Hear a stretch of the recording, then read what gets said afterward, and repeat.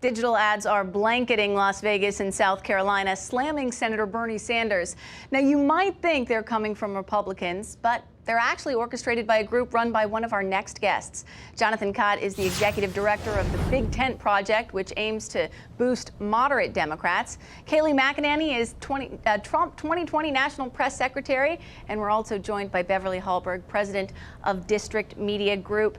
Jonathan, I'll start with you. The Big Tent, your group, the Big Tent Project, is spending about $1 million in South Carolina and Nevada, mostly on aims and attacks against Bernie Sanders. You know, I'm old enough to remember when $1 million sure sounded like a lot when it comes to political advertising, but when you compare that to what Mike Bloomberg is spending, how confident are you that these kinds of ads are really going to be able to make a dent?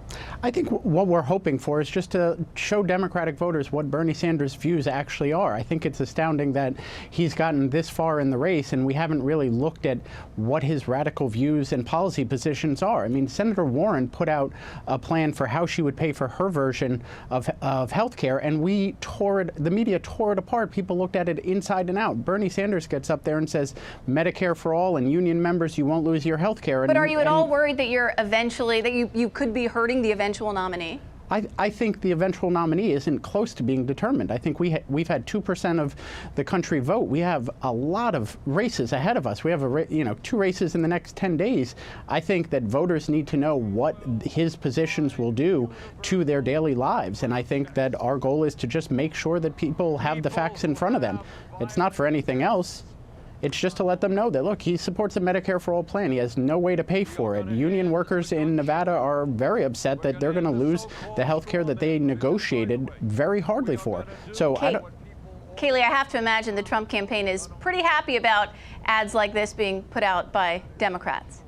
Well, look, I certainly agree that Bernie is a crazy, radical, psychotic socialist who believes the American dream is more apt to be realized in Venezuela. But what I also see at play is here you have the Democrat establishment trying to rob the election from Bernie. You know, there's that article out that Bloomberg's trying to rack up the superdelegates. He was robbed of his victory night out in Iowa. This is the Dem establishment attacking Bernie. They will never let him win. They don't care what their voters say.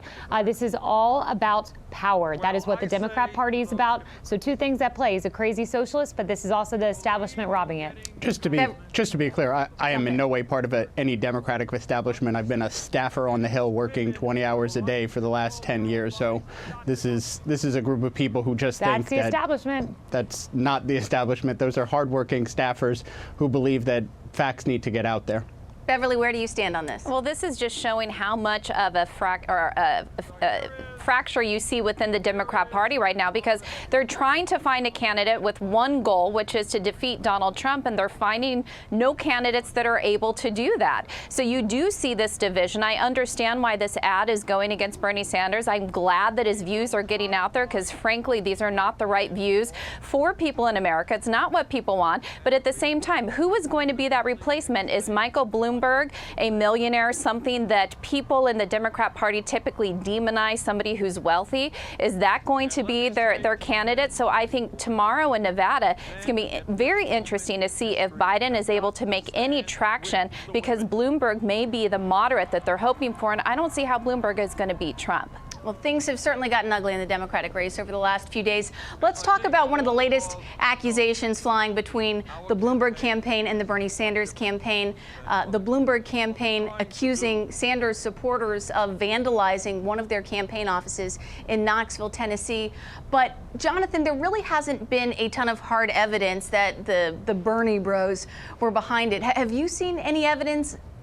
No, I don't think there's any evidence. I think this could very easily be, one person who decided to spray paint an office building. I think our political rhetoric needs to be toned down, and I hope everybody, including Kayleigh, joins me in encouraging the president to tone down his rhetoric. Today, he went on the stage and lied to everybody in the audience about his own intelligence agency's assessments. And let's not forget that some of Trump's supporters have stormed into a pizza restaurant in D.C. with an AR-15, mailed pipe bombs to Democrats. Like, that's the rhetoric that I'm more concerned about, and I think we should be focused on. Kayleigh, jump in here. Yeah, that's completely absurd. First, I would note the only person who lied about the intelligence community was the New York Times. That's pretty much widely acknowledged by Jake Tapper, even. It's not our supporters who are engaging in all kinds of violence. It's our supporters who are recipients of it. And what you're seeing, the reason you're hearing this kind of rhetoric from Democrats, they are running scared. The fact that 32% of people who showed up in Las Vegas today at our rally did not vote in 2016. The fact that 27% were Latino or Black Americans. We have a big loving Trump coalition. It's scaring the heck out of Democrats, so they're left with these really bad talking points. Except today, President Trump did get on stage and say the Democrats were lying about Russian interference. It was his own appointed intelligence officers. You've lied about Russian collusion from the beginning. The Mueller report exonerated the president. Nice try. Go back to Russia. The Mueller report and let me just jump in here. Multiple people. Beverly, I got about a minute left. Here's the problem as a whole. Word. Anyone who commits any type of violence or criminal activity,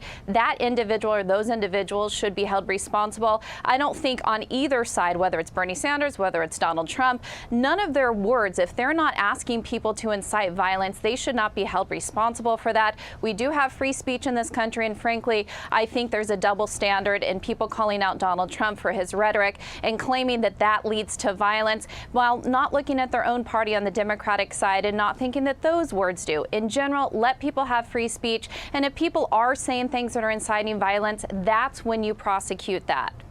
That's a nice note to leave it on.